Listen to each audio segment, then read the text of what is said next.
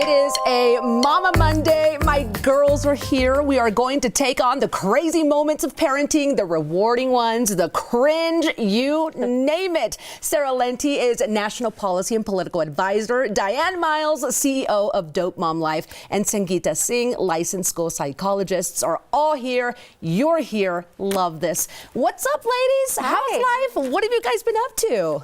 Life. Mommy. Right? Is it me or has it been crazy lately? It's been crazy. Yes. Yeah. Oh, for sure. my goodness. Things have just popped in all different directions. Yeah, but I'm so happy that we're all here to discuss what's been going on. Well, this is like the first thing that pops into my head. Is just the other day I had to have the talk with my 14-year-old. A lot of people may be like, well, she's already 14, Claudia. Like, she knows. But I had to go there, and I was very realistic with her that I feel bad because I talked about like the consequences. I talked about how mean boys can be during that age of like high school.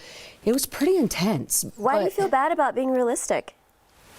I know. I think that's the best way to do it. Kids are so emotional nowadays, though. True, very true. I feel like back then we could kind of handle it. But question, was this the first time it was like there's an egg and a sperm or what? Oh, no. No. She okay. knows all that. Okay. They've had the sex ed in school, and I've known that. I've signed off on the slips.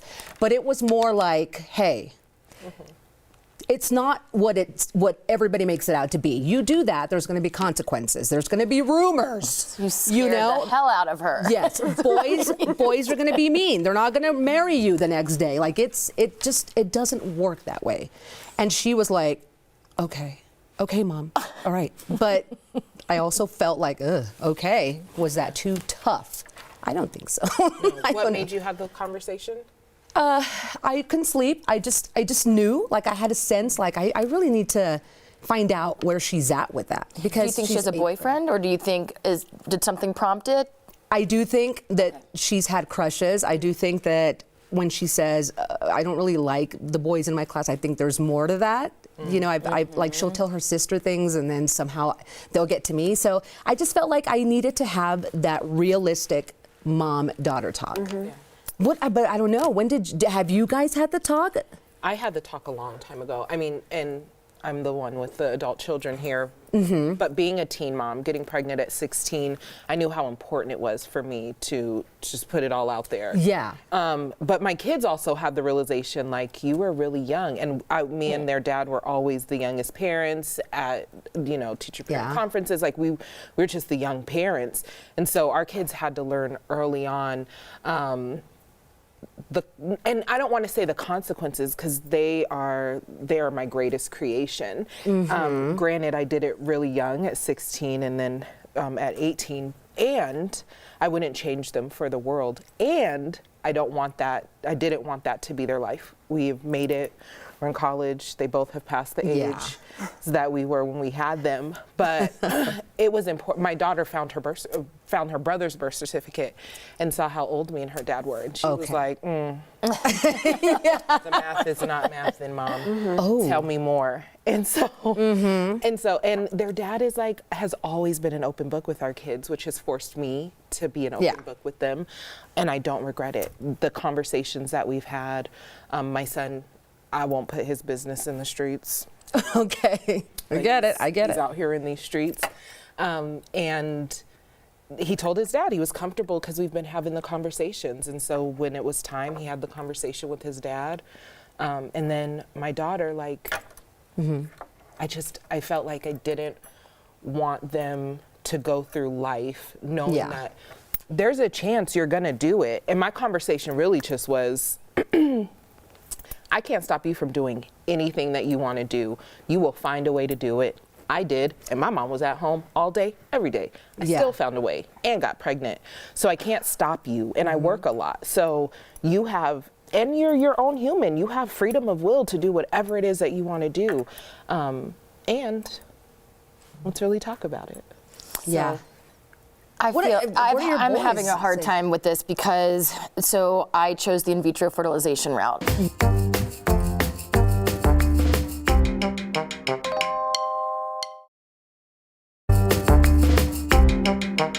I'm having a hard time with this because, so I chose the in vitro fertilization route. And I'm just going to say that the other day, Eli came home from school crying because there was a girl in his class that was teasing him because he didn't have a dad. So there are kids that are divorced and there are kids that have two parents, but two moms or two dads. But he's that unique situation, both of them. There is no dad that they know of. And so I did talk to them, and I've talked to them before about sperm and egg, and I haven't really talked about sex in the confines of a loving relationship. But the other day, I again went through, look, you do have a biological father. I know he's in California. I wasn't dating, I wasn't in love at the time. I knew I wanted a family, so I used science to have you. And I paid a lot of money because I wanted a family. And it wasn't the money thing, but I wanted them to know there was value. Like, I wanted this, and it was. I had to save for it. And I explained that, I carefully picked a sperm donor because you need a sperm and the egg to have a child. And then, I was able to create you. And it kind of fell on deaf ears. They were kind of giving me okay, so we do have a biological father. I said, you do, and I don't know if at one point we could find him, but it's been hard to navigate. And what I haven't done, I've never talked about private parts. I don't know why. I have not talked about the good or the bad consequences of, I've kind of like put it away because I feel like my sex life wasn't good, frankly, and around it, so I feel ill-equipped to talk about it. Oh, well, I think it's just an odd subject to begin with. I mean, I don't even know, in that moment I just felt I had to do it, but I've also struggled with how do I even approach this subject, but. I mean, for me it was like more of a natural progression where my daughter has a cousin who's almost 18. She was talking about her period. We started talking about periods. What is a period? Why do we have periods? Then we started talking about eggs and sperm and whatnot. And she's like, but wait a minute. You told me that Dad gave you a special seed and then you drink some magic water and that's how you had me. And I was like, okay. Yes. So my very analytical child, kind of put two and two together. So then we talked about it. Oh my gosh. Penis in the vagina, and we used proper anatomical terms because I think that's really important for her to understand. Like, we're not going to, be embarrassed about talking about our true anatomy.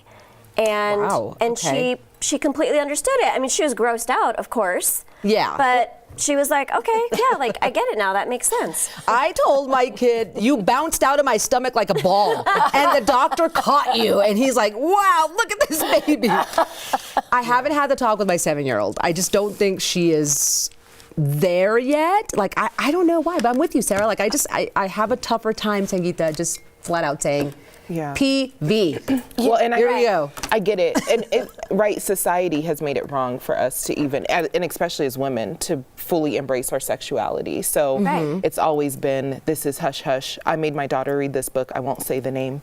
But we read it. We read it together, and it was really like my sex life, much like yours, wasn't good.